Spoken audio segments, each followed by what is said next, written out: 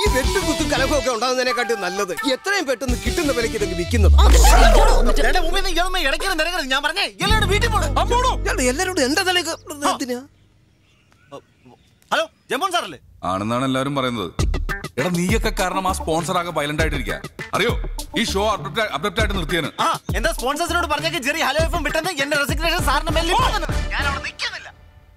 ഇവന്റെ കൂടെ ഇനി ആര് വർക്ക് ചെയ്യാനാ? എടാ മക്കളെ ചേട്ടനൊന്ന് പറയട്ടടാ. നിന്റെ ഒപ്പം ഇനി ആര് വർക്ക് ചെയ്യൂടാ? അയ്യോ ഞാൻ ജിഞ്ചറി പോടാ, ഓറഞ്ച് പോടാ, നിന്റെ ഓറഞ്ച് പുളിക്കും, നിന്റെ ജിഞ്ചർ കൈക്കൂടാ. ഒരു കാരണവശാലും ഇവർക്ക് വിട്ടുകൊടുക്കാൻ പിന്നെ അറിയില്ലെന്നെ. എന്താ നീ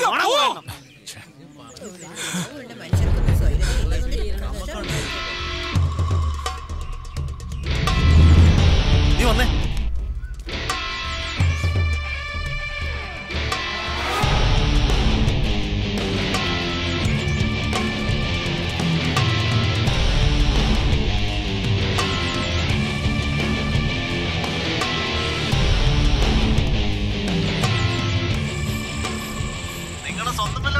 അതെ സ്വന്തം വില്ലകളാ.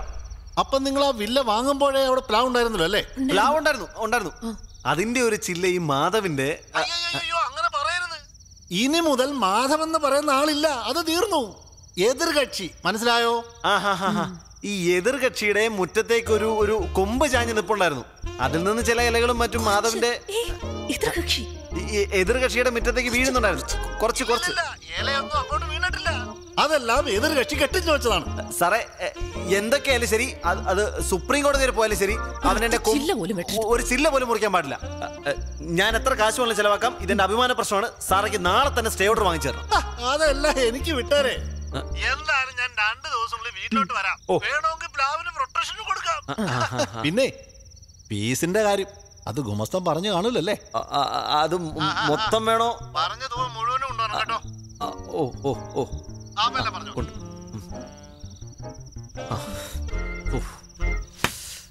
അങ്ങനെ അത്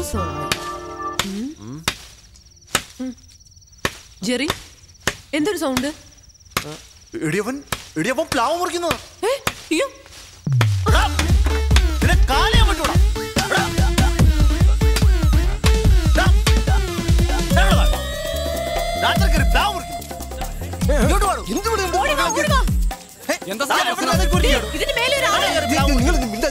എന്തൊരു ശല്യമായി താമസിപ്പിക്കരുത്. കണ്ടില്ലേ രാത്രിയിൽ മനുഷ്യൻ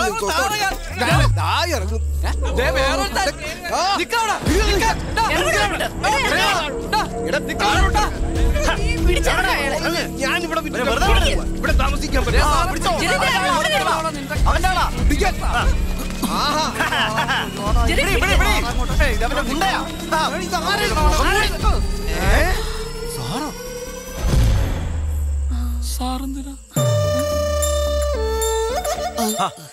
അത് ശരി, നീ ആളെ വിട്ടതല്ലേ? ഓഞ്ഞ വരം പെട്ടാറേ. എനിക്ക് വേറൊരുത്തന്റെ സഹായം വേണ്ട. 2 ദിവസത്തിലെ അത് വെട്ടിയിരിക്കും. അതൊക്കെ തോന്നലാ മാധവ്, തോന്നലൊന്നുമല്ല. വെട്ടുമെന്ന് പറഞ്ഞാ വെട്ടും. അതെ ആ കുട്ടി വെട്ടാത് നമുക്ക് പോലെ സഖി കെട്ടു. 2 കൂട്ടരും വീടും വിറ്റിച്ചു പോകുന്നതാ കോളനിക്ക് നല്ലത്. നിങ്ങൾക്ക് എന്തിനു കേടാന്ന് മനുഷ്യ? വല്ലവന്റെ വാക്ക് കേട് ഇപ്പൊ അകത്ത് കിടന്നേനെ. നിങ്ങളെ പോലത്തെ 2 വെച്ച് ആ സ്ഥാപനം നടത്താൻ എടുക്കുന്നതേ അത് തൂക്കി കിടക്കണതാ. FM-നെ കാട്ടി നല്ല ചെയ്യില്ല. 3 നേരം ആഹാരം കിട്ടും, ചെയ്യുന്ന ജോലിക്ക് ശമ്പളവും കിട്ടും. ഈ പ്ലാവേല എന്റെ FM-ന്റെ ഭാവി. ഇത്രയും നാളും കയ്യാലെ പുറത്തായിരുന്നു, ഇപ്പൊ ഈ പ്ലാവേലായ. മോനെ ജെറി, ചേട്ടനോട് കരുണ കാണിക്കണം. നാളെ തന്നെ നിങ്ങളൊന്ന് FM-ൽ വാ. ഒന്ന് വാടാ. ജയമോഹൻ സാർ എന്തൊക്കെ പറഞ്ഞാലും ശരി, ഇയാളുടെ കൂടെ വർക്ക് ചെയ്യാൻ ഇനി ജെറിയെ കിട്ടില്ല. ഈ പറഞ്ഞ ഇയാളില്ലെങ്കിൽ കാണായിരുന്നു നിന്റെ ഒക്കെ കല്യാണം. എന്നെ കൂടെ ഒന്നും പറയിപ്പിക്കരുത്. അങ്ങനെ പറഞ്ഞു കൊടുക്കുക. എനിക്ക് താല്പര്യമില്ല. വരുന്നോ നീ പോടി.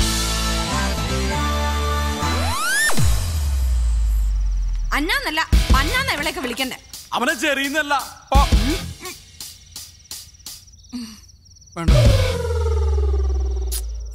നല്ല ഉറുമ്പിന്റെ കടി കിട്ടിയിട്ടുണ്ട്.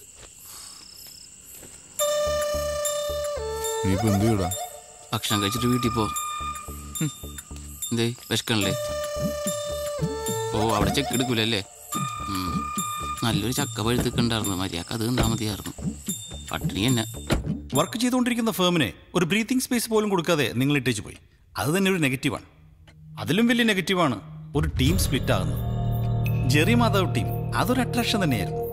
പക്ഷേ മാധവ് ഒറ്റയ്ക്ക്. സാർ ഞാൻ ഒരു കാര്യം ഉറപ്പ് പറയാം, സാറിന്റെ എഫം സകല എഫമിനെ ബ്രേക്ക് ചെയ്യും. എനിക്ക് ട്രെയിനിങ്ങിനെ കൂടെ തന്നാൽ മതി, നമുക്ക് സൂപ്പർ സ്ലോട്ട് ഉണ്ടാക്കാം. ഇങ്ങനെ സ്ലോട്ട് ഉണ്ടാക്കാൻ കഴിവുള്ളവര് ഈ ഓറഞ്ച് എഫ്എമ്മിൽ തന്നെ ഉണ്ട്. But I want your team Jerry Madhav. Sorry sir, എത്ര രൂപ തരാമെന്ന് പറഞ്ഞാലും എനിക്കിനി മാധവനെ വയ്ക്കാൻ പറ്റില്ല. I am sorry Madhav, I am sorry. Anyway thank you. Thank you sir. Thank you.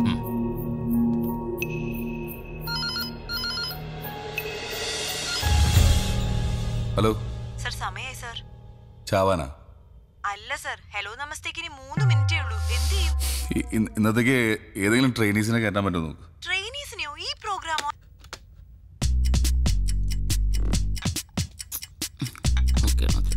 സാറേ, ആ പിള്ളേരൊക്കെ ആക്കി ടെൻഷനില്ല. 2 മിനിറ്റും കൂടി ഉള്ളൂ.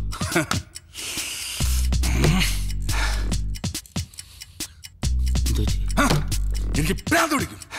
എനിക്ക് ഉറപ്പാർന്ന് സാറിന്റെ പോക്ക് കണ്ടിട്ട് സാറിന് ഭ്രാന്ത് പിടിക്കാൻ സാധ്യത ഉണ്ടെന്ന്.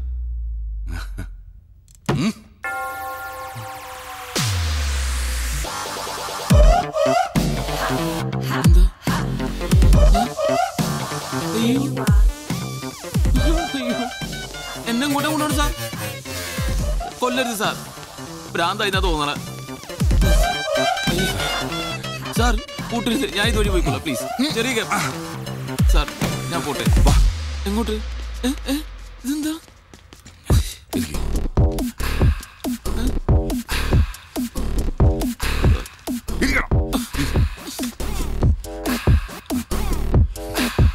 വെൽക്കം ടു ഹലോ നമസ്തേ. ഇന്ന് നിങ്ങൾക്കൊപ്പമുള്ളത് 2 സർപ്രൈസ് ആർജേഴ്സ് ആണ്, ജയ് ആൻഡ് അബു. അബു? ഞാൻ ജയ്. എന്നോടൊപ്പം ആരാണെന്ന് ഞാൻ പറഞ്ഞു. ആരാണ്? അബു. അബു. അപ്പൊ നമ്മൾ തകർക്കല്ലേ? എന്തിനാ തകർക്കണത്? തകർക്കാനല്ല, പൊളിക്കല്ലേ? പൊളിക്കല്ലേ? പൊളിക്കെന്തിനാണ്? പൊളിക്കാം, നമുക്ക് ഇടിവെട്ടാക്കാന്ന്. എനിക്ക് പേടിയാണ് സാർ. ഈ അബുവിന്റെ കാര്യം എങ്ങനെയാണ്? എന്ത് പറഞ്ഞാലും പേടിയാവുന്നു എന്ന് പറഞ്ഞുകൊണ്ടേയിരിക്കും. എന്റെ അബു, ഈ ലോകത്ത് നമുക്ക് വേണ്ടത് ധൈര്യമാണ്, ധൈര്യം. ഈ ധൈര്യം വെച്ചുകൊണ്ട് നമ്മള് റെയിൽവേ ട്രാക്കിന്റെ ഫ്രണ്ടിൽ പോയിരുന്ന ട്രെയിൻ വന്നാൽ ചത്തോലേ? പോവില്ലേ? ഈ അബുവിന്റെ ഒരു കാര്യം. ഇനി ഹലോ നമസ്തേയിൽ ഒരുപാട് വിശേഷങ്ങൾ കേൾക്കാനുണ്ട്. ഒരു പാട്ട് കേട്ടതിന് ശേഷം നമുക്ക് മടങ്ങി വരാം. ഇവിടെ മനുഷ്യന്റെ ജീവൻ മരണ പോരാട്ടം നടക്കുക, അവിടെ തമാശ കളിക്കണം. ഇനി പേടിയാണ് ടെൻഷനാണെന്ന് പറഞ്ഞാണ്ടല്ലോ, നിനക്ക് തോന്നുന്നു പറഞ്ഞാൽ മതി. എടാ, വിചാരിച്ചാൽ നടക്കാത്തൊരു കാര്യമില്ല. നിനക്ക് സാലറി കൂട്ടി വേണം. എനിക്കുള്ള സാലറി ഇപ്പൊ തന്നാ മതി. വേഗം ഇരുന്നോ, ഇന്ന് തന്നെ ഒരു സാലറി തരും. തരുമോ? ഓക്കെ, ഇരിക്കും. പറ്റിക്കരുതട്ടാ. പാട്ട് തീരാൻ പോകുന്നു. വെൽക്കം ബാക്ക് ടു ഹലോ നമസ്തേ. നമസ്തേ. ഹലോ, ഞാൻ അബു. കുറച്ച് നേരമായിട്ട് ചെയ്യുമ്പച്ചാ നിങ്ങൾ വെറുപ്പിച്ചോണ്ടിരിക്കണേന്ന് എനിക്ക് മനസ്സിലായി. ഞങ്ങൾ ഇങ്ങനെ തന്നെ തുടങ്ങാന്നൊരു അഭിപ്രായം ആദ്യം പറഞ്ഞത് ഞാനാണ് ജയ്മച്ചാനോട്. പക്ഷെ വളരെ സന്തോഷമുണ്ട് അല്ലേ, ഒന്നും പറയാൻ കിട്ടണില്ല. ഇവിടെ ഞാൻ ആദ്യം ചായയിട്ട് അല്ല ഇന്റർവ്യൂവിന് വരാൻ നേരത്ത്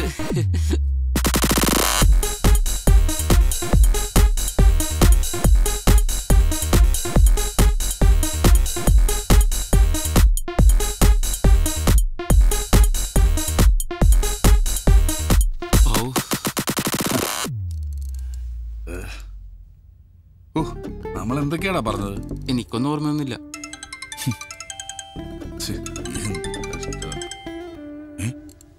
സാർ,